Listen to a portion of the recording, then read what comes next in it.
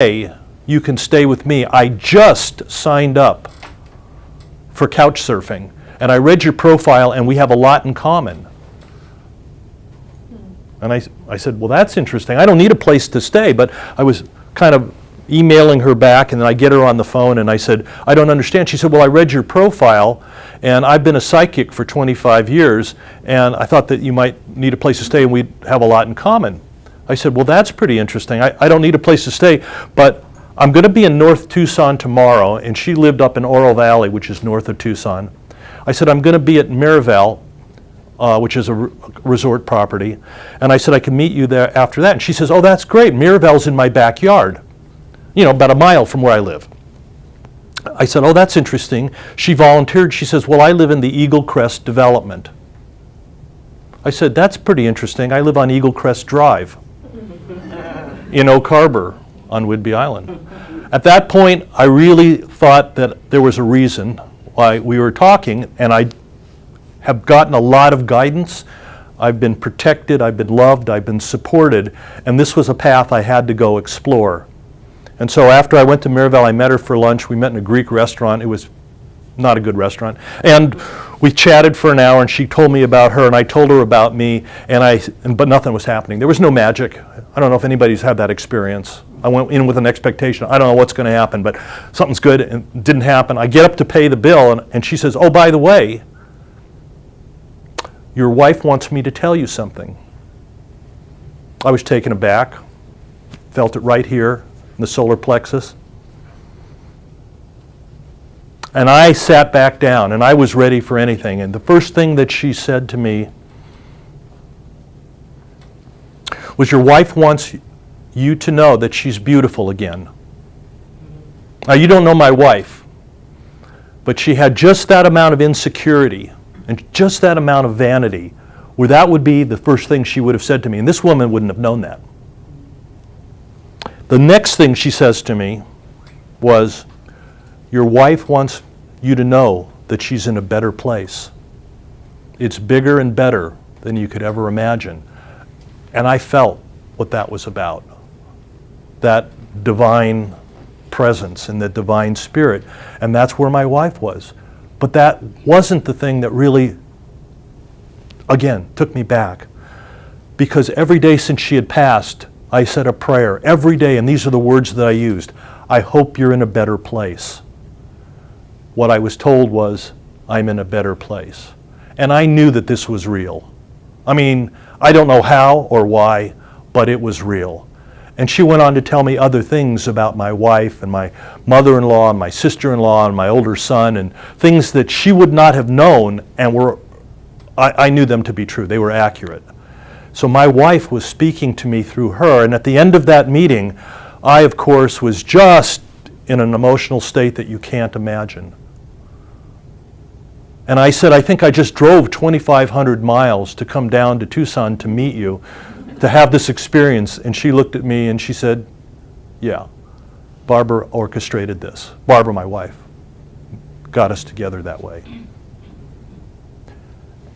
I learned a lot. It opened me up so much, and I was still very, very confused. As I share this story with you, I don't know why you are here to witness it. There's a reason why you're here. Part of this might be this story. But for me, it's a way of sharing some of the wisdom and some of the knowledge and some of the experience that I've tapped into. That same level of guidance, including my wife Barbara, got me out of that house in Whidbey Island, got me to move to Bellingham, exposed me to there were interesting forces that came into play, magical forces that said, there's guidance, there's need, this is what you can be and should be. I don't know about the should, but they were telling me, get on board and put together a community of people that want support, that want to connect. They want to learn from other people's stories. They want to tell their stories and learn from those. I'm long-winded today. I don't normally do this at the beginning of a meeting, but this is a special day, and I bless all of you for being here to share this with me, and it means a lot to me. So my challenge and the beauty, the lessons, and how this accident happened that I'm here standing in front of you is all tied together. Now there's people in the room that I met months ago. Some of you I'm meeting for the first time. But I've been really well supported. In fact, I've been loved and guided by people in this room who say that this isn't just coming from within you. This is something that our community benefits from. And if we can figure out the way to do that, this is going to be bigger than just Bellingham, but this is where we're living and this is how we're starting. Now, as we go through our meeting, we're going to have some announcements. There's a couple of other things that are going on that we're helping to support. One of the best things, and I really forgot to say it, and I should have said it, is Wenty Hill is here to start us out in 2016 with a presentation on abundance.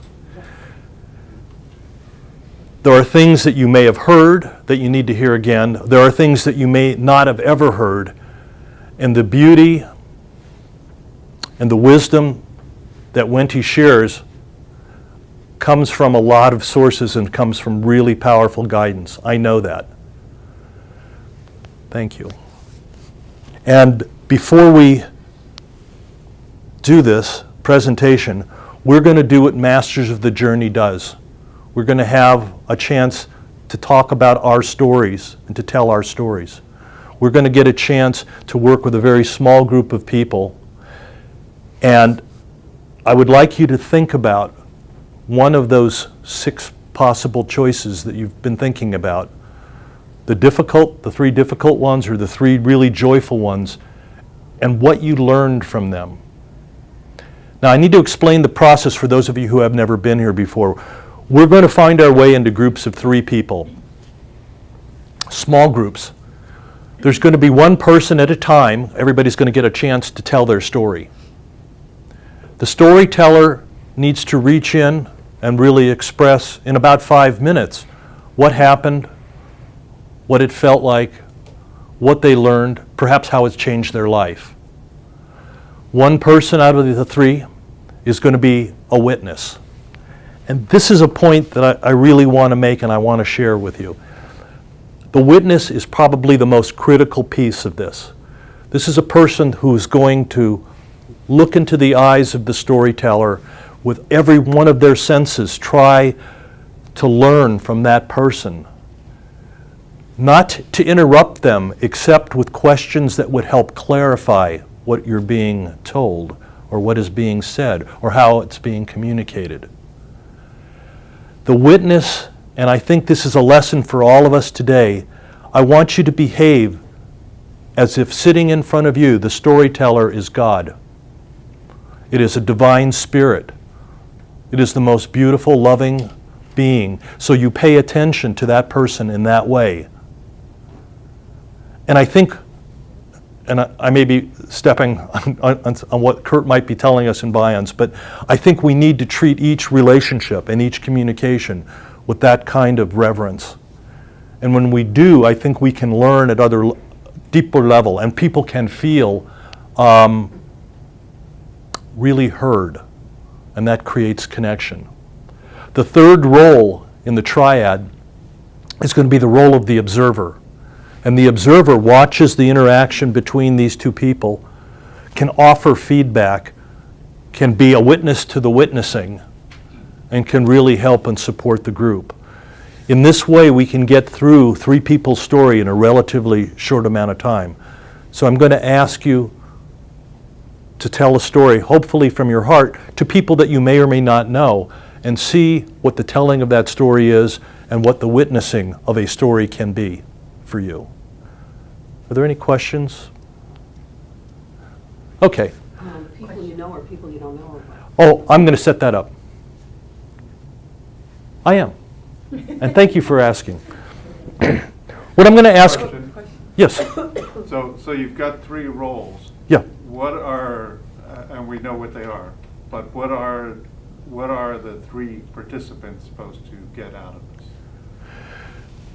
One person's telling the story, one person is the active witness, and one person is observing the process. Right, and then you shift, and then you shift. So everybody's going to get a chance to tell a story, to tell their story.